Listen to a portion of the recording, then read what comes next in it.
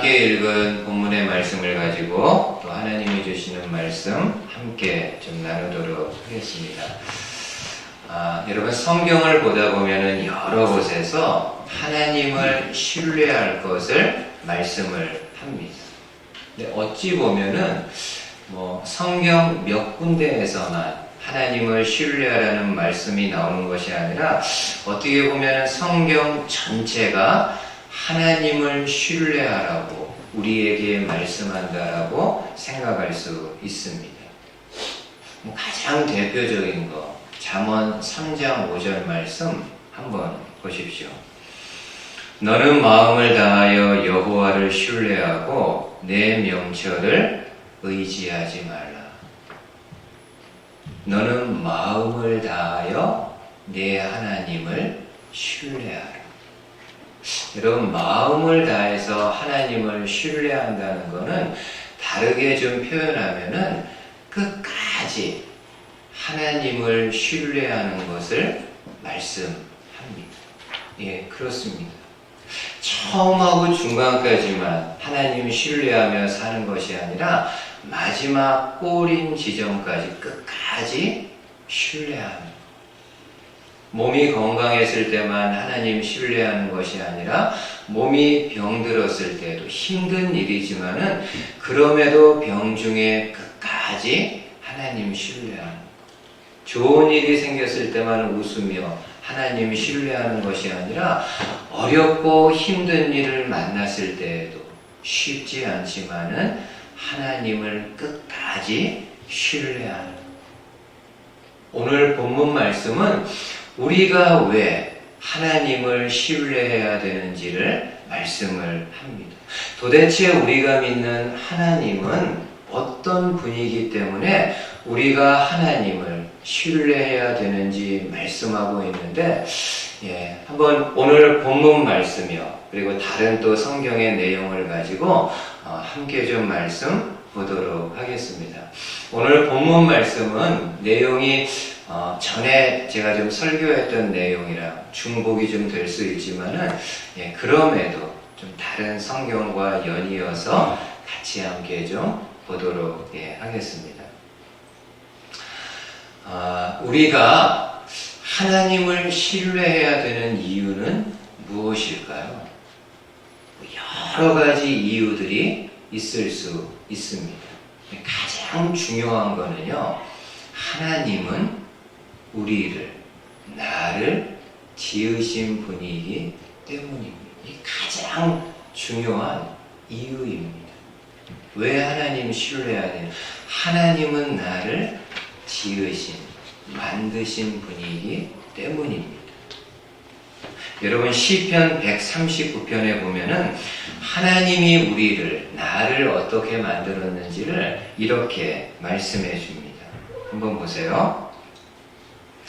주께서 내 내장을 지으시며 나의 모태에서 나를 만드셨나이다. 내가 주께 감사하옴은 나를 지으심이 심히 기묘하심이라. 주께서 하시는 일이 기이함을 내 영혼이 잘 아나이다.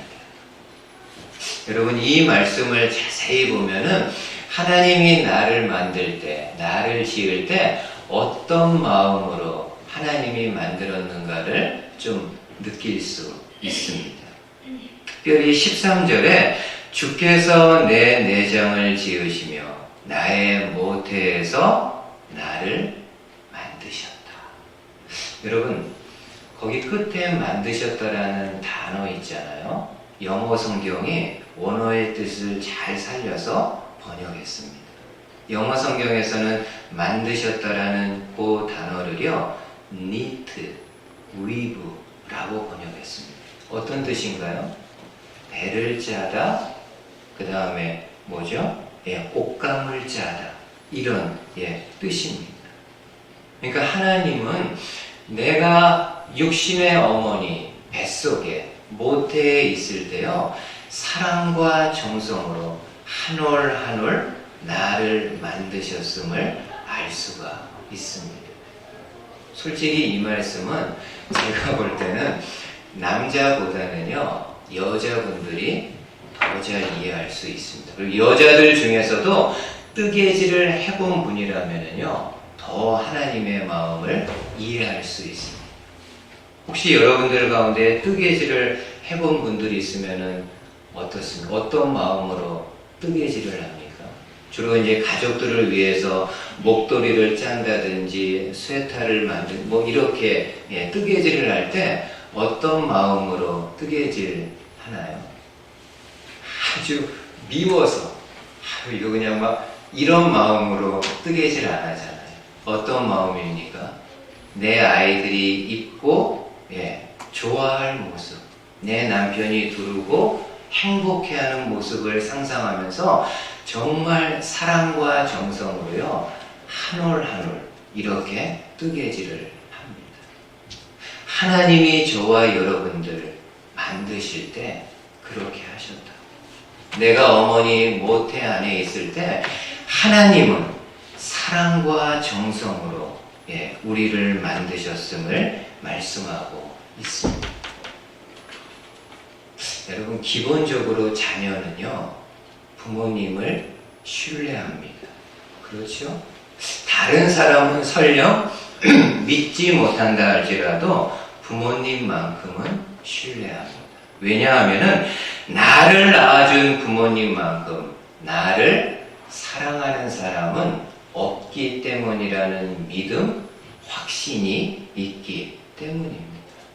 마찬가지로 저와 여러분들이 하나님이 나를 만드셨고 나를 누구보다도 사랑하신다라는 깨달음 혹은 나를 사랑하신다라는 믿음이 있다고 한다면은 그 하나님 신뢰할 수 있습니다. 나를 직접 지으신 분이기 때문에. 지금도 여러분 일본인들이 그 기독교인들 중에서요 가장 존경하는 두 명의 사람이 있습니다. 한 사람은 우찌무라 간조입니다. 신학자죠. 우찌무라 간조가 있고요. 또 다른 한 사람은 가가와 도요이코입니다. 이 사람은 일본 장로교 목사이고 평생을요 예수님을 만난 이후에 평생 어떤 사역을 했는가 하면은 빈민가에 들어가서 빈민 운동을 했던 분입니다. 일본인들이 기독교인들 하면 가장 존경하는 사람, 지금까지도요 이 두 사람을 뽑습니다. 가가와 도요이코는 좀 더 어떤 사람인가요? 아버지는 고위공직자였어요, 그 당시에. 근데 어머니가 출신이 좀 죄송하지만 그리 좋지 않습니다. 기생입니다. 그러니까 아마 그 당시에 이 돈 있는 좀 공직자들, 돈이 있는 사람들은 좀 뭐 첩이라든지 이렇게 세컨 와이프들을 좀 많이 거느렸던 것 같습니다. 가가와 도요이코의 어머니가요 기생입니다. 첩으로 그 집에 들어간 거죠. 그러니까 가가와 도요이코가 태어나서 생활하면서 이 기생의 아들이라는, 첩의 아들이라는 것 때문에 보이지 않는 차별, 보이지 않는 손가락질, 보이지 않는 비난을 받으면서 이렇게 막 주눅 들어서 살아갑니다. 근데 가가와 도요이코가 있는 지역에 선교사님이 와서 가는 곳마다 사람들에게 예수 그리스도의 복음을 전합니다. 예수님을 믿을 때 하나님의 자녀가 될 수 있습니다. 가가와 도요이코가 그 이야기를 들었습니다. 그리고 조용히 은밀히 선교사님을 만나가지고 물어봅니다. 선교사님, 기생의 그 아들도 하나님의 아들이 될 수 있습니까? 본인이 상처가 너무 많은 거예요. 그래서 선교사님에게 물어보기를 첩의 아들도 기생의 아들도 하나님의 자녀가 될 수 있습니다. 그때 선교사님이 가가와 도요이코에게 이야기합니다. 하나님은 당신을 사랑합니다. 하나님은 당신을 사랑합니다. 가가와 도요이코가 처음 느낀 거예요. 내가 누군가로부터 사랑을 받는다, 누군가로부터 귀하게 여김받는다, 이런 거를요 처음 느끼게 된 겁니다. 그래서 그 선교사님의 한마디를 마음에 품고 성경을 읽기 시작했고, 성경 속에서 그리스도를 통한 하나님의 무한한 사랑을 경험하고 체험하게 됩니다. 그리고 그 이후로요 평생 목사 안수 받은 다음에 그 빈민가에서 어려운 사람들, 실족한 사람들에게 그리스도의 복음을 전하며 살아가게 됩니다. 그러니까 가가와 도요이코도요 말씀을 통해서 하나님은 나를 지으신 분이고 누구보다 나를 사랑한다라는 믿음을 가졌을 때 평생을 그 하나님을 신뢰하며 살아가는 사람이 되었습니다. 바라기는 오늘 저와 여러분들이 하나님은 나를 지으신 분이다. 내가 비록 어머니의 태에서 나왔지만은 어머니 태에 있을 때 하나님이 나를 사랑과 정성으로 한 올 한 올 직조하고 지으신 하나님의 자녀라는 이 사실을 기억하고 하나님을 신뢰할 수 있는 저와 여러분들 되시기를 주님의 말씀으로 축복을 드립니다. 두 번째로 우리가 하나님을 신뢰해야 되는 이유는 뭘까요? 하나님은 우리를 만드셨을 뿐만 아니라 우리를 귀하게 여기시기 때문입니다. 하나님은 나를 만들었을 뿐만이 아니라 만들어 놓고 그냥 내버려 둔 것이 아니라 나를 귀하게 여기시는 분이기 때문에 오늘 본문이 이 내용을 소개합니다. 이제 12절 한번 보세요. 12절에 너희 생각에는 어떠하냐? 만일 어떤 사람이 양 100마리가 있는데 그 중에 하나가 길을 잃었으면 그 99마리를 산에 두고 가서 길 잃은 양을 찾지 않겠느냐? 진실로 너희에게 이르노니 만일 찾으면 길을 잃지 아니한 99마리보다 이것을 더 기뻐하리라. 여러분, 이 비유는 우리에게 너무나도 잘 알려진 잃어버린 양을 찾는 예수님의 비유입니다. 근데 이 비유는요, 솔직히 마태복음에 나오는 이 내용보다는 누가복음에 나오는 잃어버린 양의 비유가 훨씬 더 자세하고 많은 사람들에게 알려져 있습니다. 누가복음에 나오는 비유와 마태복음에 나오는 이 비유가 내용이 약간의 차이는 좀 있지만은 주제는요 똑같습니다. 어떤 주제인가요? 하나님은 한 마리 양도 귀하게 여긴다. 지극히 작은 한 사람도 하나님은 귀하게 여긴다. 여러분, 본문을 보면은 인간적으로요 이렇게 좀 생각할 수 있습니다. 100마리의 양을 가지고 있는 목자가 있습니다. 많죠. 100마리면. 근데 이제 하루를 마감하면서 아니면 중간에 양들이 제대로 있는지 이렇게 수를 카운트를 합니다. 근데 한 마리가 비는 겁니다. 목자가 어떻게 합니까?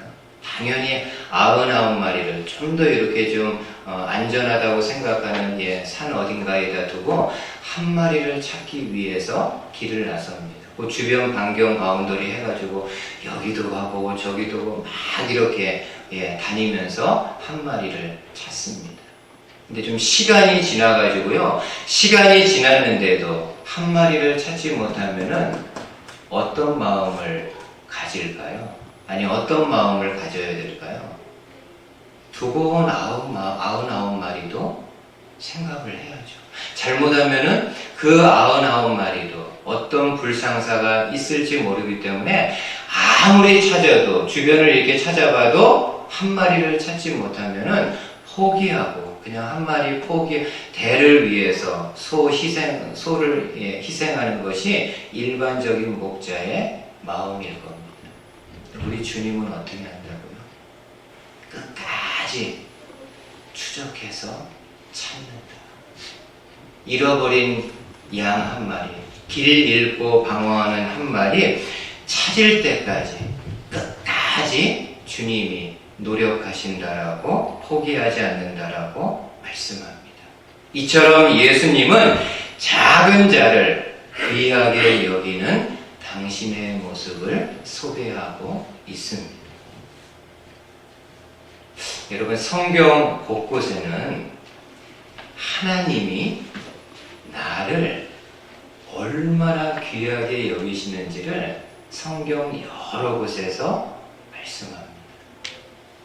그 중에서 제가 개인적으로 좋아하는 말씀이 있어요. 여러분, 한번 에베소서 2장 말씀 보시겠어요? 에베소서 2장에 우리는 그의 만드신 바라 그리스도 예수 안에서 선한 일을 위하여 지으심을 받은 자니. 상반절에 이렇게 말씀합니다. 우리는 그의 만드신 바라. 하나님이 우리를 만드셨다라고 이야기합니다. 여러분, 여기 만들다라는 헬라어가 호이에마로 나와 있습니다. 호이에마의 원어의 뜻은요, 영어 성경이 잘 번역했습니다.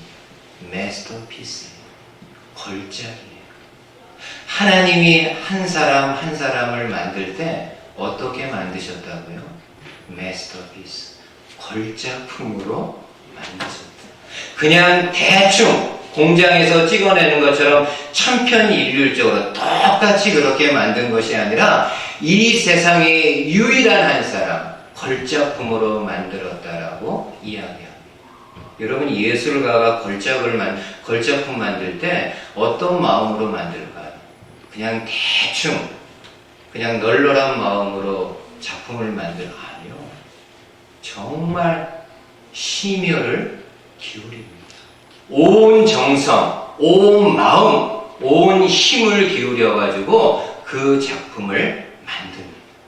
하나님이 저와 여러분들을 만들 때 바로 이 마음으로, 심혈을 기울이는 마음으로 우리를 만드셨음을 이야기합니다. 하나 더요. 이 포이에마라는 헬라어에서 영어 단어 하나가 나왔습니다. 어떤 단어인가요? 포이, 시인이라는 단어입니다. 포이에마에서 나온 단어입니다. 그러니까 이 말씀대로 하면은요, 하나님은 시인이고요. 좀 예술적으로 이제 표현하면은 하나님은 시인이고 우리 각 사람은 하나님이 쓴 시들이라는 겁니다. 우리가 시인은 아니지만은 시인이 만약에 본인이 쓴 시들에 대해서 어떤 마음을 가질까요? 우리가 시인은 아니지만 그래도 생각할 수 있습니다. 얼마나 귀하게 생각하겠습니다. 그리고 실제로 여러분, 우리나라 시인들 가운데 개인적으로 좋아하는 구상 시인이 있습니다. 구상 시인이 본인이 쓴 시들에 대해 가지고요, 이런 고백을 한 적이 있습니다. 내가 쓴 많은 시들이 있는데 어떤 시들은 사람들에게 알려져서 유명한 시들도 있지만은 대다수의 많은 시들은 사람들에게 알려지지 않아서 죽은 시들과 같다. 그러나 내가 손으로 쓴 모든 시들은 내가 마음으로 낳은 자식들이고 그 어떤 시도 다른 세상의 무엇과 바꿀 수 없다라고 이야기합니다. 여러분, 하나님이 이런 마음 아니실까요? 저와 여러분들을 지으시고 사람들 가운데 좀 유명한 사람도 있을 수 있고 유명하지 못한 사람, 그보다도 여러 천차만별이 있을 수 있습니다. 그리고 사람들 사이에는 그렇게 구별지어서 사람들을 평가할 수 있습니다. 그러나 하나님은 어떻습니까? 아무리 연약한 사람, 아무리 보잘것없이 보이는 사람이라 할지라도 내가 마음으로 낳은 사람, 이 세상의 그 어떤 것과도 바꿀 수 없는 존재라고 하나님이 말씀하십니다. 그만큼 하나님이 우리를 귀하게 여기십니다. 나만 나한테 못되게 구는 거야. 그래서 되겠니? 너 인간이 그렇게 나만 나를 학대하고 보잘것없는 것처럼 여기지만 하나님은 마스터피스, 걸작품으로 귀하게 여기십니다.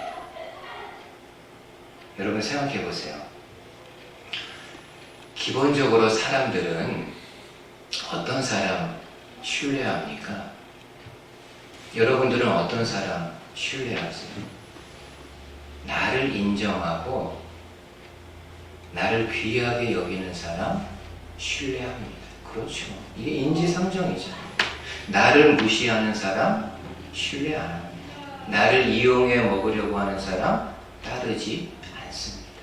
내가 부족하더라도 내 가치를 인정해주고 나를 존귀하게 여기는 사람에게 내가 할 수 있는 모든 것들을 하려고 합니다. 사마천이 쓴 사기에 보면은 자객열전, 어세신, 자객열전이라는 편이 있다고 하는데 거기서 한 사람을 소개합니다. 예양이라는 사람인데요. 이 예양이라는 사람이 능력이 있는데도 불구하고 다른 여러 군주들이 가치를 인정해주지 않습니다. 근데 진백이라는 군주가 나왔는데 이 진백이라는 사람은요, 이 예양의 가치를 높이 평가해 줍니다. 그래서 중용해서 자기 곁에 두고 함께 백성들을 섬기며 다스립니다. 근데 이 진백이 다른 나라와 전쟁을 하는 중에 그만 이 진백이 전사합니다. 이 나라 왕에 의해 가지고 죽임을 당합니다. 예양이 평생을 나머지를 어떻게 살아갑니까? 이 진백을 죽인 이 왕을 암살하기 위해 가지고요 자신의 생명을 내놓습니다. 그러면서 그가 했던 유명한 말이 선비는 자기를 알아주는 사람을 위해 목숨을 건다. 유명한 말입니다. 선비는, 군자는 자기를 알아주는, 자기를 인정해주는 사람을 위해서 목숨을 건다라고 이야기를 합니다. 여러분, 하나님은 어떻습니까? 여러분들 하찮게 여기시나요? 그냥 공장에서 찍어낸 것처럼 그렇고 그런 존재로 저와 여러분들 대하시나요? 아니요. 아주 귀하게. The only one. 세상에 더 유일한 거다. 다른 사람 없다. 한 사람 한 사람을 볼 때 정말 하나님 귀하게 바라보고 여기십니다. 그러기에 우리가 하나님을 신뢰할 수 있습니다. 바라기는 저와 여러분들이 누구보다도 나를 귀하게 여기시는 하나님에 대한 믿음을 가지고 그 하나님께, 그 하나님을 신뢰할 수 있는 저와 여러분들 되실 수 있기를 주님의 말씀으로 축복을 드립니다. 마지막으로 하나 더요. 우리가 하나님을 신뢰해야 되는 이유는 무엇일까요? 하나님은 나를 지으신 분이고 나를 귀하게 여기시고 뿐만 아니라요, 놀랍게도 하나님은 나를 끝까지 책임져 주시는 분이기 때문입니다. 놀랍죠? 누가 이 세상에서 나를 끝까지 책임져 주겠다라고 감히 말하겠습니까? 하나님은 끝까지 너를, 내 자녀를 책임집니다. 여러분, 이 말씀 마지막으로 한번 보세요. 로마서 8장에 우리가 잘 아는 말씀입니다. 우리가 알거니와 하나님을 사랑하는 자, 곧 그 뜻대로 부르심을 입은 자들에게는 모든 것이 합력하여 선을 이루느니라. 너무 잘 아는 말씀이죠. 이 말씀은 하나님의 뜻대로 부르심을 입은 사람들이 있는데 혹시 그의 삶이 중간에 어긋나고 중간에 좀 삐딱하게 나간다 할지라도 결국에는 하나님이 그 뜻대로 선을 이루어 주신다는 약속의 말씀입니다. 죄송하지만 원어 하나만 더 볼게요. 여러분, 이 말씀에 나오는 그 뜻대로, 의미는 하나님의 뜻대로, 그 뜻대로라는 헬라어가요, 프로데시스로 나와 있습니다. 헬라어 프로데시스에서 영어 단어 하나가 나왔습니다. 프로스데시스. 저한테는 좀 어려운 단어라서 사전을 찾아보니까는 프로스데시스가요, 인공 보철물이라고 나와 있습니다. 여러분 생각해 보세요. 다리가 하나 있습니다. 처음에 지어졌을 때는 아무 문제 없고 튼튼하죠. 근데 세월이 많이 지나면은 어떻습니까? 다리 이곳저곳이 균열이 일어날 수 있죠. 그리고 이음새들이 이렇게 느슨해질 수 있습니다. 관리하는 사람들이 그때마다 어떻게 합니까? 이름 그대로 프로스데시스, 인공 보철물을 갖다 댑니다. 그래서 튼튼하게 다리의 기능을 이어갈 수 있도록. 여러분들 집에다 개인 집에 사시잖아요. 오래된 집들은 어떻습니까? 이곳저곳 내가 인공 보철물 같은 거를 대야만 하는 경우가 있습니다.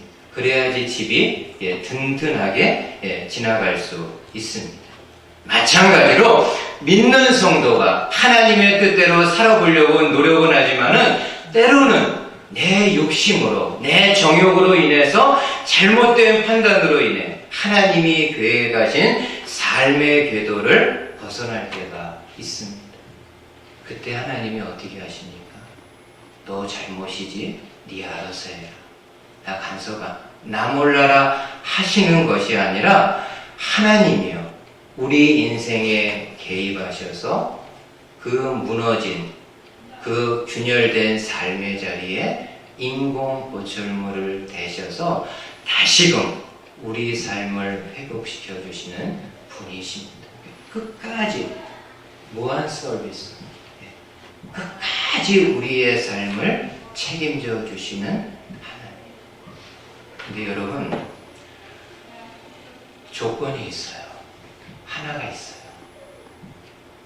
한 가지 조건이 있는데, 자신의 잘못을요, 철저히 회개하고 죄의 대가를 바르게 치르는 사람을 하나님은요, 끝까지 책임져 주십니다. 다윗을 한번 잠깐 생각해 보세요. 우리가 아는 대로 다윗은 평생 하나님 신뢰하는 데 있어서는 둘째가라면 서러울 평생을 어떻게 보면 하나님을 신뢰하고 하나님의 길을 갔던 사람입니다. 그렇다고 다윗이 늘 하나님의 길만을 바르게 갔던 사람인가요? 그렇지 않습니다. 이렇게 저렇게 하나님의 품을 떠나거나 하나님이 예비하신 길들을 벗어나기도 했던 사람입니다. 가장 큰 다윗의 이탈은 어떤 걸까요? 이 사건이죠. 자기 밑에 있는 부하 장수의 아내인 밧세바를 취합니다. 이야, 이런 일이. 더 경악할 일은 그 다음에 어떤 일까지 저지르죠? 이 사건을 은폐하기 위해서 지금 자기를 위해서, 이스라엘을 위해서 생명 내놓고 전쟁터에서 싸우는 그 부하 장수 우리아를 뒤에서 교묘하게 교살합니다. 이야, 우리가 알고 있는 다윗이 맞나요? 여러분, 이 죄는요, 다른 아내를 취하고 그 남편까지 교살한 이 죄는요, 오늘날에도요, 이거는 정말 갚을 수 없는 정말 중죄입니다. 커다란 죄를 다윗이 지금 삶의 한 부분이 완전히 무너져 내릴 수밖에 없는 상황입니다. 근데 다윗이 어떤 전환점을 맞습니까? 하나님이 나단 선지자를 보내가지고 다윗의 죄를 일깨웁니다. 그러자 다윗이 정신이 막 번쩍 났는지요, 나단 선지자의 이야기를 듣고 하나님 앞에 엎드려서요, 통에 자복합니다. 그렇죠, 통에 자복해야지. 본인이 저지른 죄가 얼마나 심각한데. 정말 하나님 앞에 심상이 눈물로 다 젖을 정도로 하나님 앞에 통회하고 자백을 합니다. 하나님은 다윗의 그 모습을 보십니다. 그러나 그냥 받으셨나요? 아니요. 다윗이 지은 죄가 있기 때문에 그 형벌의 대가로요, 다윗의 아들을, 어린아이를 죽입니다. 어떤 분, 다윗이 죄를 지었으면 다윗을 쳐야지 왜 아들을 치는가? 제가 볼 때는요, 이 아들이 죽는 게 본인이 죽는 것보다도요, 아마 더 고통스러운 형벌이었을 겁니다. 아니, 내 죄로 인해서 내가 죽어야 되는데 아무 죄도 없는 어린아이가 나 때문에 죽어가는 모습을 다윗이 옆에서 볼 때 얼마나 그게 힘든 일이겠습니까? 그러나 다윗은요, 그 대가를 믿음으로 받아들입니다. 그리고 나서 하나님이 그의 삶을 다시금 회복시켜 주십니다. 저와 여러분들이 믿는 하나님은 어떤 분인가요? 내 삶이 나의 잘못이나 죄로 인해 무너져 내려갈 때요, 그냥 방관하시는 분 아니십니다. 말씀을 통해서 혹은 믿음의 사람들을 통해서 그 잘못에 대해서 회개하고 그 잘못에 대해서 믿음으로 대가를 지불하면서 나아갈 때 다시금 하나님이 인공 보철물을 대서 회복시켜 주시는 분이십니다. 그러기에 우리가 하나님을 신뢰할 수 있습니다. 바라기는 저와 여러분들이 하나님이 나를 지으신 분이고 또 나를 귀하게 여기시고 또 나를 끝까지 책임져 주시는 하나님이심을 믿고 그 하나님 마지막 순간까지 신뢰할 수 있는 우리가 되시기를 주님의 말씀으로 축복을 드립니다. 아멘. 예.